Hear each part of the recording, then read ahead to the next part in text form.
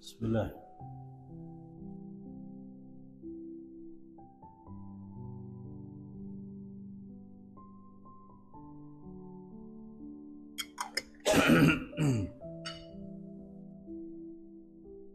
Bismillahirrahmanirrahim. Fatihah ila hadratin Nabi Sayyidina Muhammadin sallallahu alaihi wasallam wa ala alihi wa ashabihi wa azwajihi wa dhurriyyatihi wa ahli baitihi wa kaffatil anbiya'i wal mursalin wa syuhada'i was salihin wal ulama'il 'amilin wa ala ibadillahi salihin min ahli samawati wal ardin wa radiyallahu tabaraka wa ta'ala an sadatina ashabi sayyidina Rasulillahi ajma'in khususan mu'alif hadzal kitab ثم إلى سيد الحاج محمد السوري وسيدك محمد وسيد الشيخ الزاوي زمن الحاج أنوار وسيد الحاج عبد المجيد وسيد الحبيب محمد بن مشهور الهريد وسيد الحبيب علوي بن ساسقاف وسيد الحبيب محمد شكري بن علي بن شهاب وسيد الحبيب الرحمن بن حسن الحبشي ببركاتهم وبعلومهم ونفحاتهم وأسرارهم في الدين والدنيا والآخرة هذه النية ولكل نية صالحة وإلى حضرة النبي سيدنا محمد صلى الله عليه وسلم الفاتحة. أعوذ بالله من الشيطان. بسم الله الرحمن الرحيم. اهدنا الصراط المستقيم صراط الذين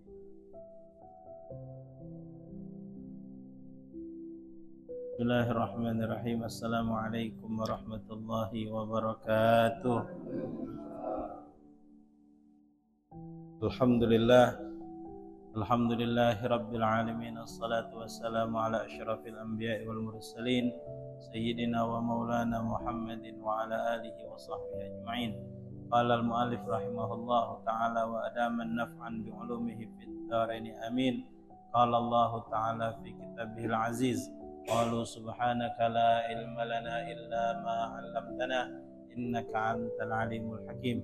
Allahumma iftah 'alaina hikmataka wansur 'alaina rahmataka ya dzal jalali wal ikram. Bismillah wa subhanallahi walhamdulillahi wa la ilaha illallah wallahu akbar. Wa la haula wa la quwwata illa billahil 'aliyyil 'azim. Adada kulli harfin kutiba aw yaktabu abadal abidin wa daharad dahirin. Rabbi shrah li sadri wa yassir li amri wa hlul 'uqdatam min lisani yafqahu qawli. Amma ba'd. Alhamdulillah, bersyukur kehadirat Allah Subhanahu wa taala malam hari ini atas izin Allah kembali kita dipertemukan oleh Allah Subhanahu wa taala di dalam Mushalah Nurul Jannah.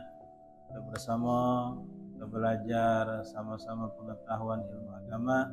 Mudah-mudahan hadirnya kita di sini dapat menjadikan diri kita senantiasa dalam naungan hidayah dari Allah Subhanahu wa taala. Salawat dan salam pada junjungan agung kita Nabi besar Muhammad sallallahu alaihi wasallam, kepada seluruh keluarganya, para sahabatnya, para pengikutnya dan para pecintanya ila yaumil qiyamah. Semoga dengan salawat dan salam ini Allah Subhanahu wa taala akan menyelamatkan kita pada hari kiamat kelak. Amin ya rabbal alamin. Ma'asyiral hadirin rahimakumullah. Melanjutkan pelajaran kita kemarin terakhir masalah bab waris. Kita lanjutkan sedikit. Kita ulang dikit dulu garis-garis besarnya. Di harta waris itu harta yang dibagikan setelah wong yang punya harta itu meninggal dunia. Jadi ada kewajiban untuk dibagikan. Tapi sebelum dibagikan warisnya, yang kita belajar kemarin, harus dipenuhi dulu beberapa hal dari harta tersebut berkaitan dengan zakat malnya atau harta yang digadaikannya, bus dulu. Kemudian biaya pemakamannya, utangnya baik kepada Allah ataupun kepada manusia, ditunaikan dulu wasiatnya, baru setelah itu dibagikan harta warisnya. Jadi tidak serta-merta harta wong yang meninggal itu pacak langsung dibagi. Ya, jadi selesaikan dulu runtutan apa yang diajarkan oleh syariat kita, baru setelah itu ketika terakhir tak katik lagi sangkutan apa-apa, baru harta itu disebut harta yang boleh untuk dibagi. Namanya harta waris. Rukun waris ada 3. Yang pertama ahli warisnya, yang kedua yang mewariskan, yang punya harta, dan yang ketiga warisannya, harta warisannya. Emak kalau harta waris ni berupa harta tak? Berupa nota yang payan. Tanggal pula kacau balau ahli warisnya. Tuh. Kemudian sebab waris. Sebab waris ada 3. 1 nasab keturunan, garis keturunan. 2 pernikahan. Jadi seseorang yang menikah menyebabkan terjadinya sebab-sebab waris, tetapi batas dengan bini wae. Lebih dari situ tidak baca. Misal wong lanang meninggal atau betina meninggal, yang jadi ahli waris cuman pasangan hidupnya be. Ya, tidak ngembet ke yang lain tidak. Nah, mertua IP dak ate katik cerita. Sebab pernikahan. Kemudian yang ketiga membebaskan hamba sahaya. Tak katik lagi mak ini. Jadikan waris itu. Karena untuk membebaskan hamba sahaya. Terakhir pernah ana singgung masalah harta waris ini disebabkan pernikahan. Belum pernah ana sampai. Jadi Bapak, ada juga yang tidak boleh waris dari 2 sebab tadi, nasab dan pernikahan tadi, walaupun wong itu tuh dekat dengan kita. Contoh. Ada lanang betino, becewean, bujang gadis. Na'udzubillah min zalik, terlaku perbuatan yang diharamkan oleh Allah. Berzina tadi hamil oleh anak, lahir anak tadi, tapi belum dinikahkan wong 2 ini tadi. Bahasa kita ni nyebutnya anak tu anak hasil zina. Karena ngapo? Anak itu diperoleh dengan jalan yang tidak sah dalam hukum kita. Karena anda pernah ditanya Pak, berapa hari yang lewat? Anda lupa Senin tadi apa hari apa? Ada wong nelpon, nanya masalah inilah. Cuman yang agak parah lagi nih, lanang betino ini beda agama, berzina. Yang betino agama lain, yang lanang agama Islam, tinonya agama lain. Jadi pas ana belajari nanya-nanya sama guru, ternyata ketika si anak itu lahir ada beberapa larangan. Karena anak tadi anak yang lahir daripada proses yang tidak sah. Salah satunya yaitu masalah waris. Masalah waris. Misal anang betino becewean, belum nikah, lahir budak. Karena tadi takut malu dan segala macam, tanggung jawablah si lanang tadi. dilakukanlah akad pernikahan. Atau misal hamil tadilah besar 7 bulan atau 6 bulan, dilakukanlah akad pernikahan. Dari akad pernikahan ke lahirnya budak misal 3 bulan ataupun 4 bulan. Secara syariat dak katik wong hamil tu 4 bulan secara hukum. Jadi status anak itu dalam keterangan hukum kita ni statusnya anak itu anak hasil zina. Anak hasil zina itu salah satunya dilarang bagi dia ketika umak ataupun bapaknya tadi meninggal dunia, maka dia tidak dapat untuk mewarisi hartanya. Boleh dicek. Karena apa?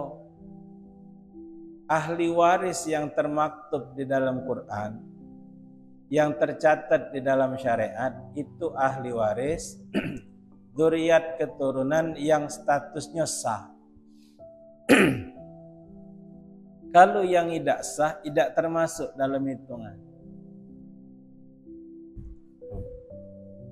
Cuman memang Pak, jadi bala kita tunjuk tahu. Ada memang kejadian. Apa namanya itu? Kejadian yang model ini. Saklah dia. Bapaknya meninggal. Kita ni tahu. Lanang pula budak tadi. Lanang. Seandainya dia punya dolor lain itu tak katik yang lanang, betina galau, maka harta itu agak rumit pembagiannya. Karena anak yang pertama tadi bukan anak hasil dari yang sah, bukan. Kecuali kalau seandainya misal dolor lainnya yang memang setelah akad pernikahan ada yang lahir, lanang, nah dia jadi asoba. Cuman yang ini tadi, yang anak pertama tadi, yang lahir dari sebelum akad pernikahan tadi, secara hukum kita dia tidak boleh apa-apa. Berat memang. Ya, berat. Cuman hukum tetap hukum. Cak mana kita Ustaz kalau tahu? Kita njuk tahu batas njuk tahu. Kalau kita nak mencampuri lebih dalam, jadi kepala. Masalah duit ini Pak, masalah harta. Uji kita, kau tu dulu. Kau lahir dulu, baru mak bapak kau pengantin. Akad nikah. Hari setelah akad nikah bapak kau, 3 bulan akad nikah, kau lahir. Oi, kau ni tak boleh dapat waris. Hai, ngamuk dia Pak. Ngamuk. Ngapo? Sensitif. Ini masalah sensitif. Jadi sebab musabab waris tadi nasab pernikahan itu, nasab ataupun pernikahan itu yang sah. Yang sah. Yang memang benar. Pernikahan sama pecak tadi. Anak ni kemarin tu ditanya masalah nasab wong akad nikah. Pernah nak sampaikan waktu itu. Jadi kalau ada wong nak angkat, nak dinikah ke lanang, posisinya tu lanang. Biasanya ni kan kita ni akad nikah disebutkan bin bapaknya. Sianu bin Sianu. Yang tahu bahwa dia tadi anak angkat tunjuk tahunya. Oh, tak baca dibinkan sama bapaknya. Itu bukan bapak kandungnya. Tak boleh. Ribut Pak. Ribut. Nah, ternyata anak yang hasil dari perbuatan zina tadi juga, ketika dia statusnya lanang dan dia nak akad nikah, Dan statusnya tadi setelah akad nikah dia tu lahir kurang dari hitungan syariat, maka dia dak pacak dibin ke di bapaknya. Walaupun mahab yang menghamil maknya ya lala yang nikah itu. Tapi karena statusnya belum sah, dak boleh. Jadi dak pacak dibin ke di bapaknya. Walaupun dia lanang.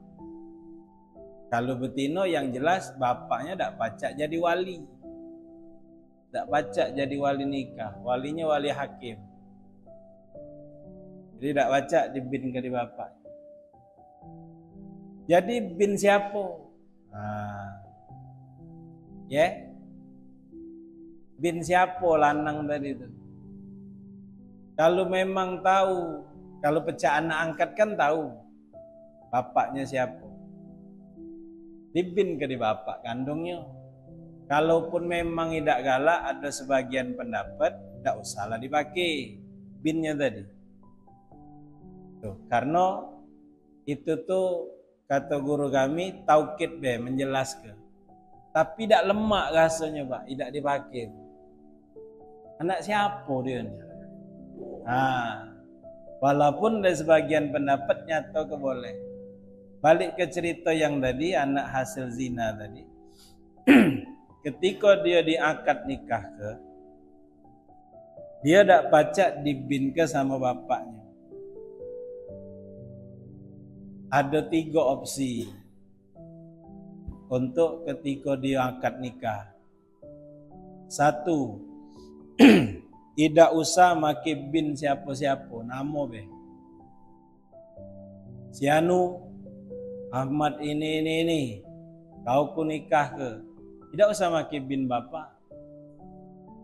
2, make bin mak, nama maknya. Boleh. Karena dia lahir dari perut maknya. Walaupun hasil dari wong tua lanang tadi yang tidak benar. Yang ketiga, dia boleh make bin Abdullah, hamba Allah. Jadi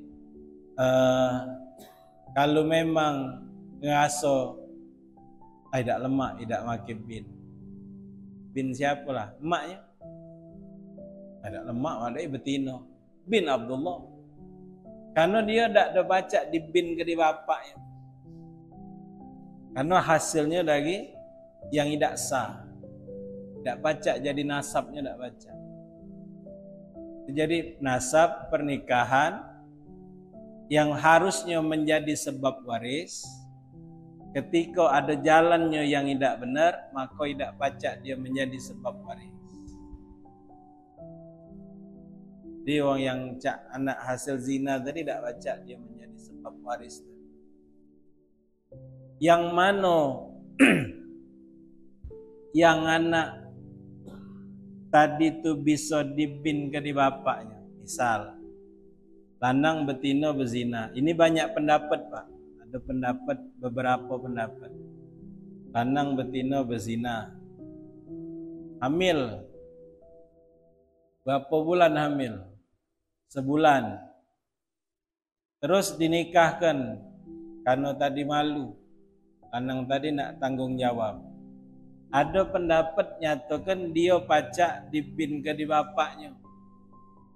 Karena wong tadi betina tadi baru hamil sebulan. Dan dia bakal mengalami kehamilan itu 8 bulan lagi. Ada tak wong 8 bulan hamil ngelahir ke? Ada. Ada masih. Dia hamil, lanang betina berzina, hamil 2 bulan. Tanggung jawablah si lanang tadi. Nikah, akad nikah. Dari dia akad nikah sampai melahir ke sisa berapa? 7 bulan.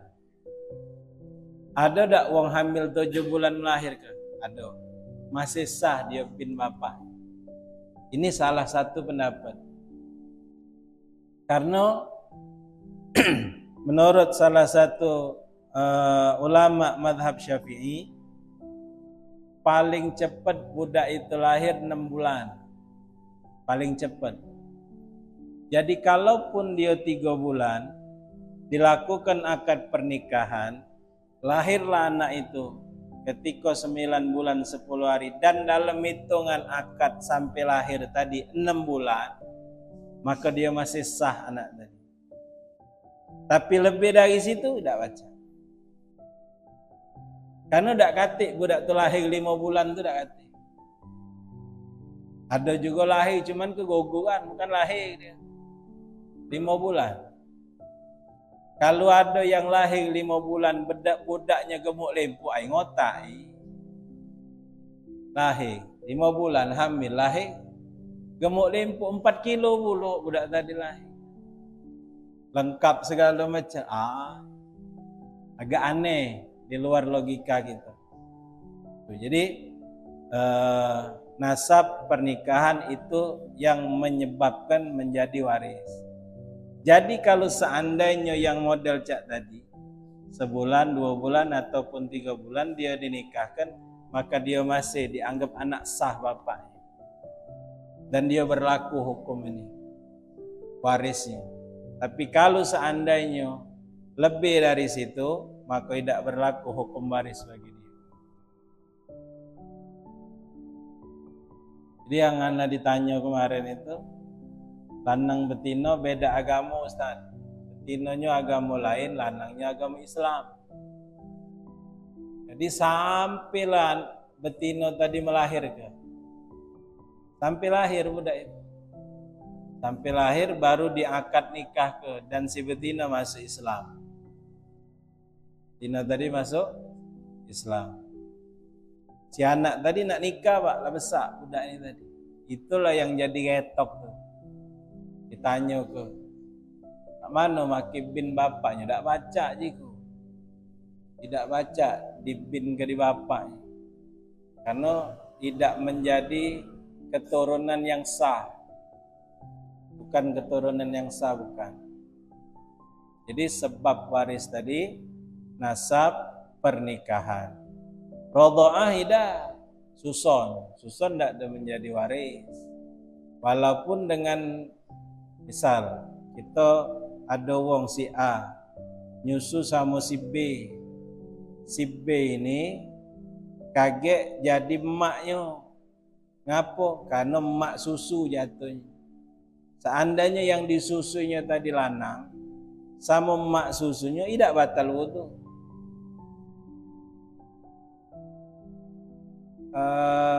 Jadi dia itu tidak apa-apa, dia senggolan. Maaf, yang emak susunnya tadi nak muka jilbab depan anak yang disusunya tadi, tidak apa-apa. Karena dia anak susu. Seandainya yang disusunya tadi anak betina, si B tadi punya laki si C, anak susun bininya tadi sama laki tadi, lanang betina, tidak batal wudu. Jadi sudah mak kaya bapak dewek, karena nyusu sama bininya. Tapi dia tidak boleh waris, walaupun pecah anak dewek tadi, tidak boleh waris dia nih.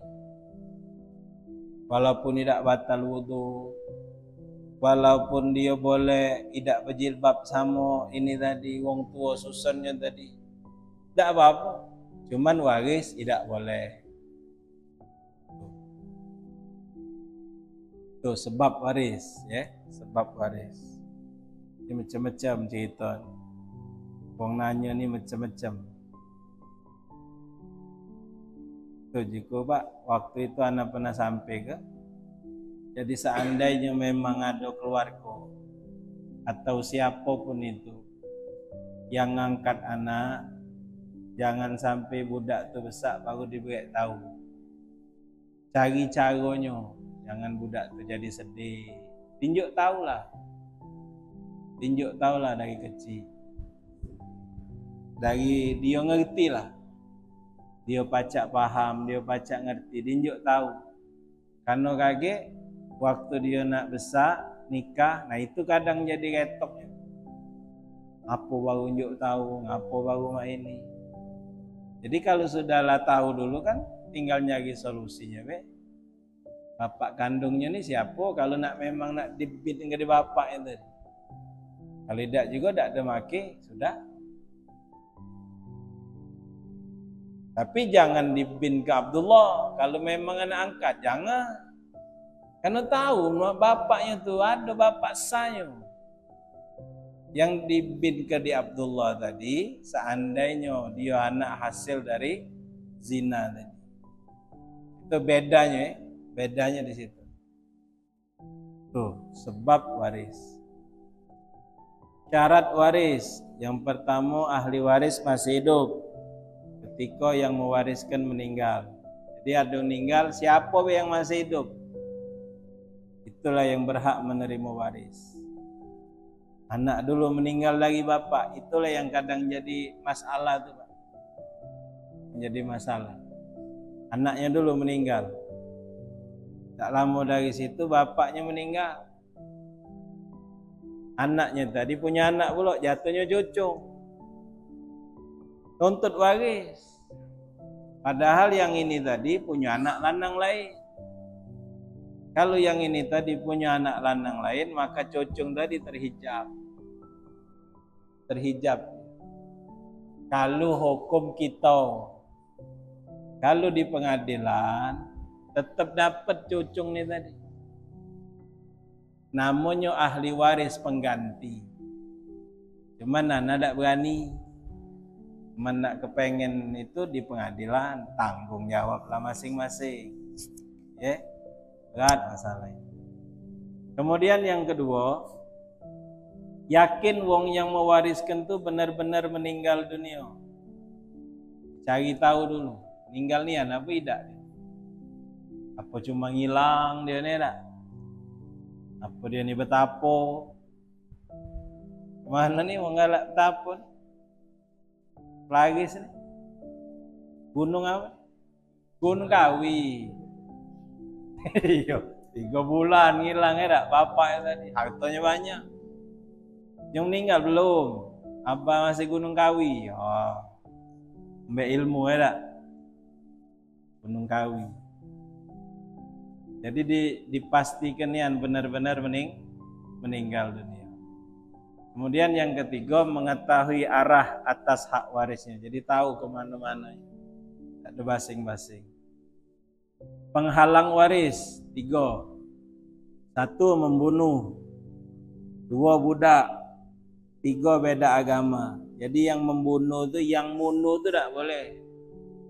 Tidak boleh waris. Bapaknya dewek dilaju kenya. Atau wong tuanya, emaknya dilaju kenya. Nak boleh waris, tak boleh. Tak boleh diwaris. Itu menjadi penghalang waris. Pembunuh. Hamba sahaya. Ini wallah alam, mana tak tahu mak mana cerita hamba sahaya. Karena tak katik lagi zaman itu. Yang ketiga, beda agama. Beda agama. Nah, cuman Bapak, menurut satu keterangan, dia beda agama itu setelah bapaknya meninggal atau sebelum meninggal yang punya waris tadi. Seandainya dialah sudah murtad sebelum wong tuanya meninggal, maka dia tidak mendapatkan waris. Tetapi kalau seandainya dia murtad, ada jeda waktu. Jeda waktu dari wong tuanya meninggal. Misal wong tuanya meninggal bulan Oktober. Nah, bulan Oktober meninggal. Dia masih Islam. Berjalan waktu, ini bertemu sini, kaget bulan Februari atau Maret. Waris tadi belum dibagi. Dia murtad. Nah, yang jadi pertanyaan, ngapo dari sekian waktu tadi warisnya ini belum dibagi? Atau sebagian pendapat dia masih berhak, karena dia tuh harusnya boleh dulu. Sebelum dia murtad, waris tuh harusnya dibagi dulu. Cuma kaget jelasnya anak tanyakan lagi, kalau seandainya berapa lama jeda waktunya? Kalau seandainya singkat, nah singkatnya itu berapa lama? Kalau memang dia seandainya memang menjadi penghalang untuk dibagi ke warisnya. Jadi na'udzubillah kalau ada yang murtad, na'udzubillah. Di dusun Pak, na'udzubillah penana dulu. Di dusun itu ya banyaklah misionari. Wong butuh makan, butuh sembako. Yang ini tadi rajin nganter. Yuk bantuan, beras, mie. Anak berapa kali waktu itu pun ke daerah Oku Timur, nengok di tempat ibadat wong itu. Ada magi ke sembako, goyang, goyang, magi ke sembako, magi ke mie. Ujung-ujungnya kaget diajaknya, sudah lewat. Jadi keimanannya ditukar dengan sembako, keimanannya ditukar dengan mie sekota, keimanannya ditukar dengan minyak, keimanannya ditukar dengan gandum. Murah nian guys, murah nian. Cuman memang Bapak di daerah itu tidak pecah kita di kota. Saru Pak nyari pengajian. Di daerah tuh susah nyari pengajian. Nyari wong ceramah susah. Ada cuma tidak banyak. Dan maaf di daerah itu beda dengan kita nih. Apa kalau tidak semayang tuh biasa memang itu nih. Jangankan Bapak semayang 5 waktu, Jumat lagi tidak sholat. Jumat tuh biasa Anak ini sebulan waktu itu kuliah di Lahad. Nak sholat Jumat tuh ngelewati wong dodok kelakar. Pegesan ya dodok kelakar. Tidak kati tanda-tanda nak semayang. Tak kati. Giliran datang ke masjid yang tua-tua nih, sama budak kecil. Itulah yang semayang Jumat. Jadi kadang tidak doane kalau seandainya yolo wong ini, njuk wong ini, payo pindah agama, laju. Penting dapat dulu ya. Itulah alhamdulillah bersyukur dapat kita tinggal di tempat yang bisa menjaga akidah kita. Kita tidak tahu juga Pak, kalau keadaan kita model itu di sana. Pacak apa tidak kita bertahan? Wallahualam. Kita cuman pacak doa ke doakan saudara-saudara kita. Yang ada saudara-saudara kita yang kadang dakwah ke daerah, ngajak-ngajak wong berbuat baik, ngajak-ngajak wong ke masjid. Kita tak baca, alhamdulillah masih ada yang itu. Omongan kadang ngajak ke masjid, berdakwah, nunjuk tahu hal-hal yang baik. Kita belum baca, jangan kita katoi. Cuman memang ada beberapa oknum yang kadang tidak bagus. Ada beberapa oknum. Kalau oknum tu tidak galo-galo. Kalau oknum tidak galo-galo. Ada juga oknum ni kebanyakan. Ada oknum galo. Sekantau tu oknum galo ada. Baca lagi nyebutnya oknum. Jadi beda agama, penghalang waris. Kemudian, nah ini ahli waris laki-laki. Ahli waris laki-laki itu ada 15. Anak laki-laki. Cucu laki-laki dari anak laki-laki. Cucu laki-laki dari anak laki-laki. Ayah, wong tua lanang. Kakek dari sebelah ayah. Waris ini nyitokan lagi belah lanang. Saudara sekandung, saudara seayah, saudara seibu, lanang kalau saudara-saudara. anak laki-laki dari saudara sekandung, ponaan. Anak laki-laki dari saudara seayah. Tapi dak kate anak laki-laki dari saudara seibu, dak kate. Kalau saudara seibunya ada. Tapi kalau anak laki-laki dari saudara seibu, dak kate. Paman sekandung, paman seayah. Ini garis besar be. Menak belajarnya maki bagan, Pak. Ini. Itonya be. Anak laki-laki paman sekandung, misan, sepupu tuh, Pak. Sepupu kita tuh. Kalau memang ndak katik lagi ahli waris, pacak dapat. Sepupu. Misan gitu. Anak laki-laki dari paman seayah. Suami. Orang laki-laki yang memerdekakan hamba sahaya. Katik lagi. Tapi dia kalau zaman dulu boleh dia menjadi ahli waris. Cuman mak ini katik lagi. Kemudian ahli waris perempuan ada 10. Anak perempuan. Cucu perempuan dari anak laki-laki. Cucu betino dari anak laki-laki. Ibu, nenek dari sebelah ibu ada. Nenek sebelah ayah ada. Nenek. Saudari sekandung. Dulu. Boleh mas. Saudari seayah, saudari seibu. Kalau dulu itu sekandung, seayah, seibu boleh kan? Tapi kalau ponaan tidak pacak dari sebelah mak. 9 istri. 10 orang perempuan yang merdekakan hamba sahaya. Jadi itu lanang ada betina. Jadi kaget, tidak usah belajar mage kenyo. Kaget bingung. Ya, ini garis besar ceritanya be. Jadi kalau seandainya ada seseorang meninggal, dicatat dulu. Dijingok, kata guru kami Ustaz Abdurrahman, dijingok dulu di catatan. Ini yang paling ngetok kalau ndak kate anak lanang. Kalau ada anak lanang sudah gampang lagi.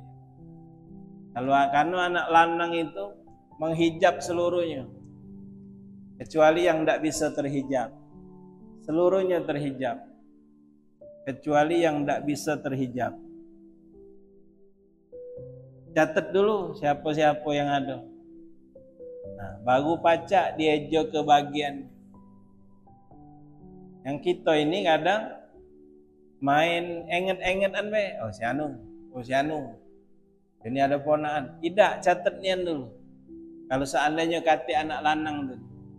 Karena kalau ada anak lanang bege semakinnya mudah. Karena yang lain terhijab. Tak kate yang baca. Yang payah nih kalau tak kate anak lanang. Jadi ma'asyiral hadirin rahimakumullah, balik ke cerita yang kita agak ini tadi, masalah anak yang didapat dari hasil yang tidak sah. Ya. Anak yang didapat dari hasil yang tidak sah, ada beberapa larangan bagi dia. Tak boleh ada dapat hubungan nasab biologis. Larangannya tadi. Kemudian tak dapat hak waris dari ayah biologis. Tapi dia Pak, ada pendapat juga dia boleh waris dari sebelah ibu, ada pendapat. Dari sebelah mak. Dari sebelah bapak tidak. Dari sebelah mak masih ada pendapat yang membolehkan dia dapat bagian. Kemudian kalau anaknya betino, dia tidak dapat wali dari bapaknya tadi. Karena dia bukan bapak biologis secara sah.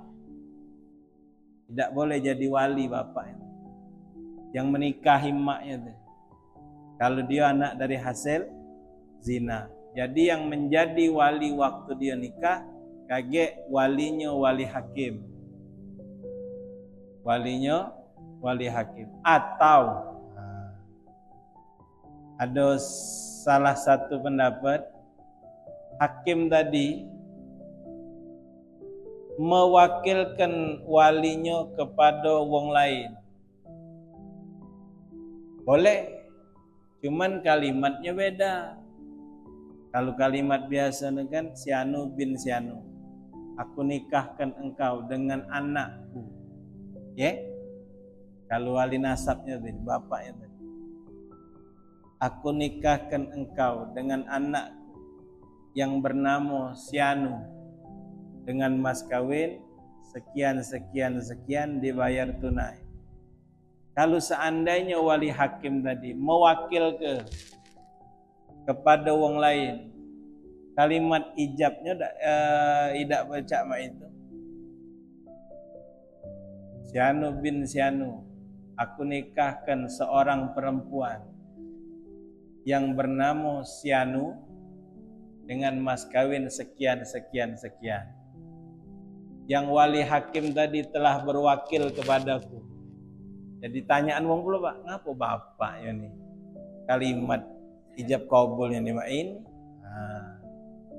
Padahal dia tidak boleh. Jadi wali hakim tadi mewakilkan ke bapaknya. Tapi dia ini anak hasil dari zina. Kalimat ijab kabulnya tidak cak anak kandung, tidak.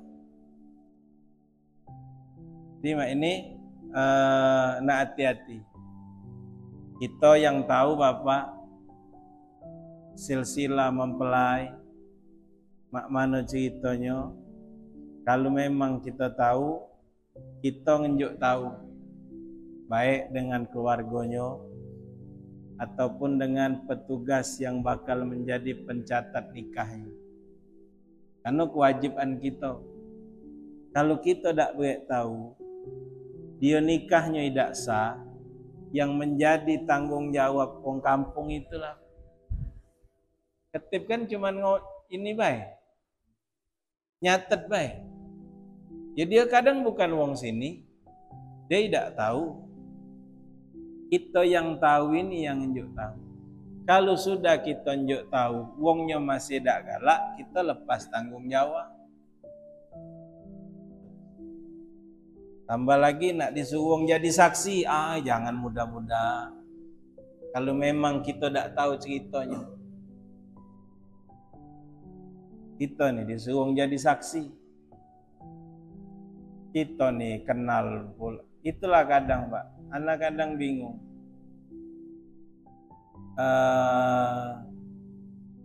Kadang nyari wong jadi saksinya yang hebat-hebat, yang bergelar.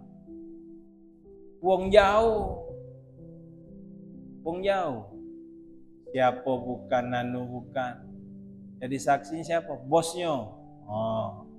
Tentanglah bosnya hebat ini. Cuman tidak tahu cerita.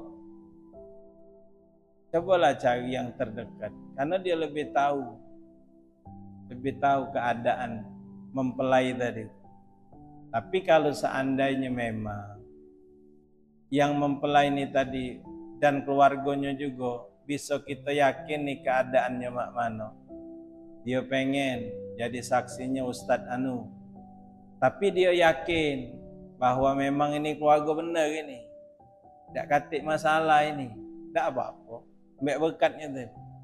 Tapi kalau seandainya yang ini tadi tidak tahu menau mak mana ceritanya, abu-abu lah wongnya. Ya. Jadi ada kewajiban kita Bapak sebagai sesama manusia. Jangan sampai dia nikah ini jadi tidak benar. Karena tanggung jawab kita. Kita tahu walinya benar apa tidak ini walinya. Ana berapa kali diminta wong jadi saksi. Cuman Ana tahu misan kunia yang dari belah lanang aku tidak tahu. Bacalah saksi dari belah dia. Jadi nak benar-benar jangan sampai kaget jadi kesalahan. Yang berat nih Pak, lah sudah terjadi pernikahan baru tahu